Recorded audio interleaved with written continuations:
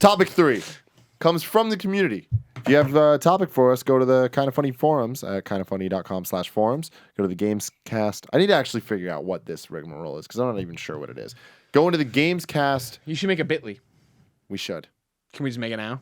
No. Go to bit.ly/ No, we can't do that. Gamescast topic. Nope. You might work. We don't pay bit.ly. We don't have access to just make links like that. Oh, we don't? No. I thought you could just do it. No. You have to pay for that. We don't got that IGN money, Greg. Can't we just have Nick make a kindoffunny.com Gamescast topic URL? Kindoffunny.com/Gamescast. Yeah. Topic. Gamescast topic. Yeah. I like that. Yo, Nick. We need to whip up a URL redirect. That's it. You now wait with bated breath for another half of the show, and I'll come tell you about it. You just want to decide what Love you guys. Shut up. It will be kindoffunny.com/Gamescast topic. Okay. Cool. Kindoffunny.com/Gamescast topic. Cool.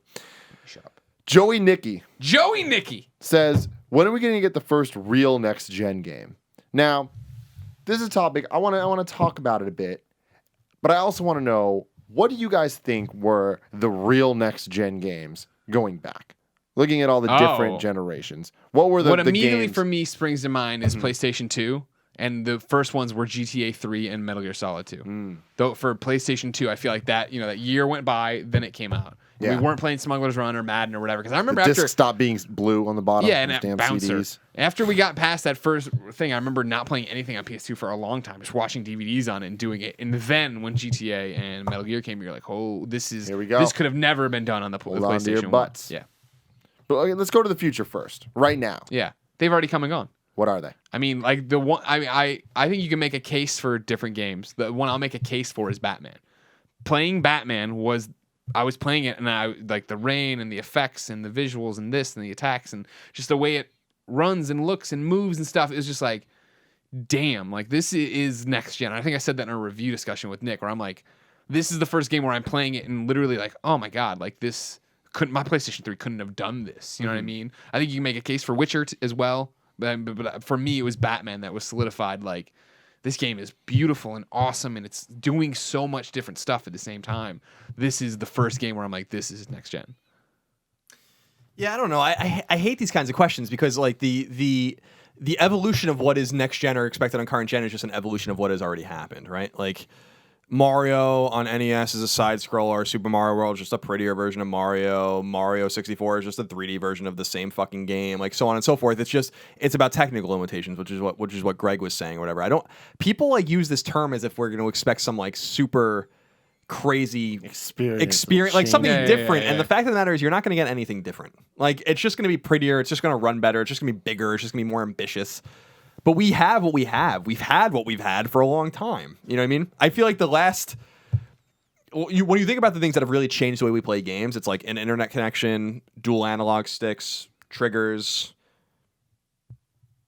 Rumble. See, you're right about saying that, but then what Greg's saying about GTA and Metal Gear, like I agree with him that those were a next-gen experience. That before that, we didn't really get something that was on that level. Like Onimusha came out before that, I think. Onimusha, did come out before that. But it's like, but even that was a little bit like a taste. To me, thinking now, it's like I feel like Onimusha is the Batman, is the Arkham Knight of where we're at now. Because I still feel like there is something that's gonna happen. Oh sure, don't get me wrong. Like this is an unfair question, of course, because Metal Gear is going to come out and be probably crazier than Batman. Then it'll be Fallout, and then it'll be Uncharted, and you can go forward. And think ahead 10 years when we're using these systems, and like that, the end of the systems obviously will be on to the next one. You'll be like, oh my God, I can't imagine. It's like like PlayStation 2, God of War 2, the final thing that gasped for that system. Yeah. Was like, holy shit, are you kidding me? Yeah, like that's the problem. But see, it's not that the end of it though, because it needs to be that. Well, I know. I'm just saying that no matter 3. where you go on the thing, I feel like there's another step in the progression. For sure. No matter where you go, there you are. I feel like, I guess I just say that because it's like these questions.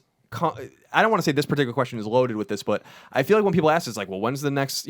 Greg was saying like, well, Batman couldn't have been run by a PS3. Well, like Killzone Shadowfall couldn't have been run by a PS3. It's like, well, are we really looking at are we really looking at games like just like that? And if we are, then we're really not getting anything new. As I've said many times before, you're just going to get games that look like The Last of Us and are as vast as Skyrim put together. That to me is what this next generation is.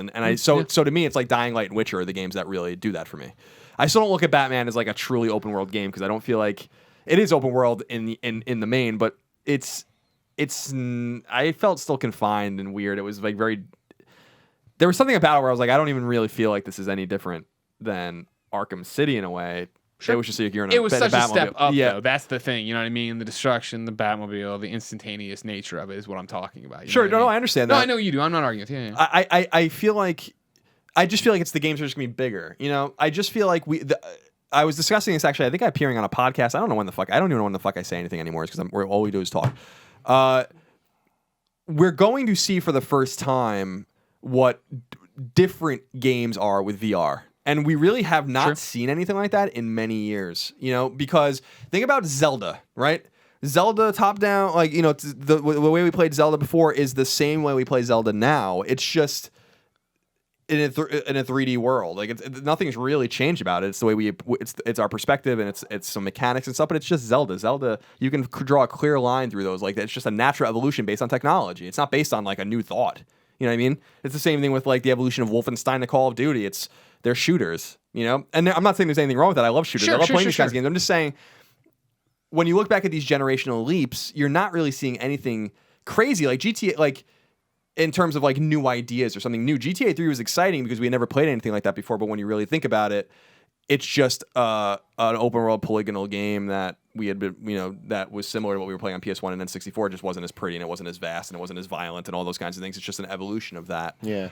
When we play the indie side scrollers that we play now, their essence or it can be found back in the NES days. I feel like the true generational leap, something that's going to blow your mind, is going to be VR, and I think that's where the new experience is going to be. But even when you look at those, you look at something like what Guerrilla Cambridge is working on with Riggs, for instance, it's just a shooter. In other words, I wonder if we've already defined everything about just how we play games, and now it's more about extracting horsepower out of the machine to make them more ambitious. Yeah. We're not seeing new genres. We're not really seeing anything new in terms of game types or anything like that. I just feel that's why this question next gen game has never really been about that though. Because if you look at those examples, do you agree that those are the next gen games of the PS2? GTA 3 was the first next gen game. Yeah. Yeah, but even MGS2, I would say. Yeah, MGS2. Yeah, that came out right after GTA 3, right? Yeah, I would say so, but no, because GTA 3 really was a different game than GTA 2. Metal Gear Solid 2 was like Metal Gear Solid 1. But that's kind of the point that I'm trying to make, where it's I don't think that doesn't mean it's not next gen. Because what we're saying is it's not just the technical thing of could this run on the previous system. There is something special about it. What is that thing? I don't know, but there is something about MGS2 that, it is just MGS1 again. And prettier, but it's that was so next gen is probably the only way I can put it. Where I'm that was a next generation thing. Yeah, no, I agree. I'm just saying I'm talking more about the idea of defining next gen and what is next gen. It's just it's something we talk about all the time as gamers. Yet that's kind of the point I'm making, is that I just draw a clear lineage of technology influencing ideas and not so much ideas influencing the technology. Mm-hmm. I feel like when you get a game like Mario 64, for instance, it's just a ramification of what the N64 can do. It's just a natural evolution of what has already been done. I don't feel and I think that's okay. I guess that's the point I'm trying to make, is that's okay that we play games. We kill a lot of things in games. We jump on fucking mushrooms. We race cars, whatever it is we do.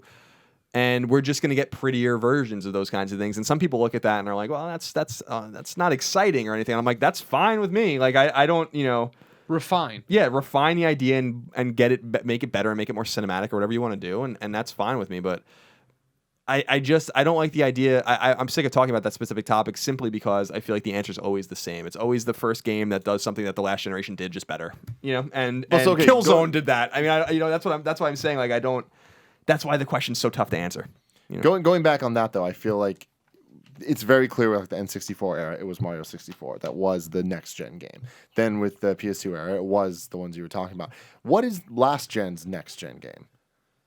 Because the one I'm going to throw out there is Modern Warfare. because I feel like that was the first game that I can remember that I was really like, holy shit, the environment stuff that's happening at once. It felt like you were playing a cutscene in a lot of ways. Yeah. Whereas I hadn't experienced anything like that on PS2. And it wasn't just QuickTime events. It was like what you were doing. You were actually interacting with what felt like a movie. But yeah, Modern Warfare was a special game and a really good game. And I also feel like it's a weird thing. It's a weird thing to say. Modern Warfare came out 2008. It's a weird thing to say, or 2009. No, it was 2008 because it still has that red thing on the box on PS3. Whatever it was, that came out 14 years, 15, 16 years after the first person shooter came out, Wolfenstein. And I feel so. It's a weird thing to say, but I feel like that's when the shooter really arrived. Because it took advantage of what the PS3 and Xbox 360 can do, as well as that one of the things I said, which are paradigm shifting, which is like the internet connection, and your ability to kind of sync up with friends. It's not to say it's the first game that did it. It's clearly not. But it was the first game that I felt like that entered the mainstream and made Call of Duty a huge thing. Because Call of Duty existed. Call of Duty 3 was the game that preceded Modern Warfare. And Call of Duty 2 was the game that, the launch game on the 360 that everyone kind of looked to as, is this next gen? Oh, no, it's not.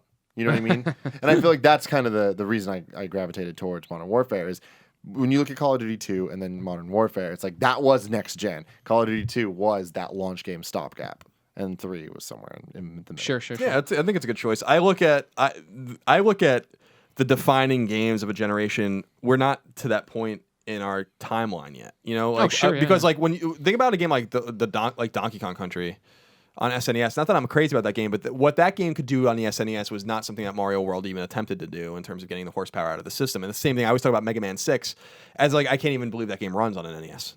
Like it's unbelievable. It's because it came out in 1994. You have to almost 10 years after the NES came out, you have to give it time. And so I think when I think about PS3, I think about The Last of Us, because look at The Last of Us and then look at Resistance Fall of Man.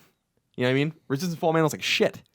And it's running on the. But now I feel like you're system. talking about defining games rather than the first next gen. This is the first step I feel like towards the last. Sure, but I'm saying that. But I find you talk about God of War 2, and that might be a great example of really the defining next gen game. In other words, I feel like the next gen game, the game that defines what next gen is or current gen is or whatever. What that system was. Yeah, it comes late. Yeah, agreed. And I don't think we're there in the timelines yet. Like, I don't think we're going to look at a game like Infamous or Killzone or even Bloodborne or something like that, and those games are going to have much relevance in the conversation in 5 years when we really see what the PS4 can do. And so I don't know that we can identify. It's hard to identify a game like that. Yeah, we can talk about GTA 3 and all those kinds of games, but the jump between PS1 and PS2 was so significant. I'm not saying it's significant. There was no significant jump between PS3 and PS4 that we realize, like PS3, like in its DNA, GTA 3 and GTA 5 are not different, but GTA 3 and GTA 2 are very different. Mm-hmm. It's the same jump from Super Mario World to Mario 64. It's a logical step, yet that was a bigger jump to me than 64 to Sunshine or Sunshine to Galaxy because we were already there. Yeah. So you have to kind of wait. No, I hear you. In my opinion. But again, it's a tough question because I don't want us to define games based on their power or their graphics or all those kinds of things, but what they do, and you can play a pretty powerful game on an 8-bit system. That doesn't mean that it's not worth playing. So I want people to get away from these terms, these buzz terms, that I feel like I don't like boiling down games like that, But tell me more about how poorly Scalebound runs. Ladies and gentlemen, that topic was brought to you by Squarespace. Squarespace is how we made kindoffunny.com, and I am in love with how it looks and how simple it was to make. Nick made it himself. Yeah, we didn't do anything. R.I.P. Rest in peace, sites Nick. look professionally designed regardless of skill level. No coding required. Had very intuitive and easy-to-use tools with state-of-the-art technology powering your site to ensure security and stability. Trusted by millions of people and some of the most respected brands in the world, including Kind of Funny. Starts at $8 a month, and you get a free domain. And Gary Whitta. Go get Abomination.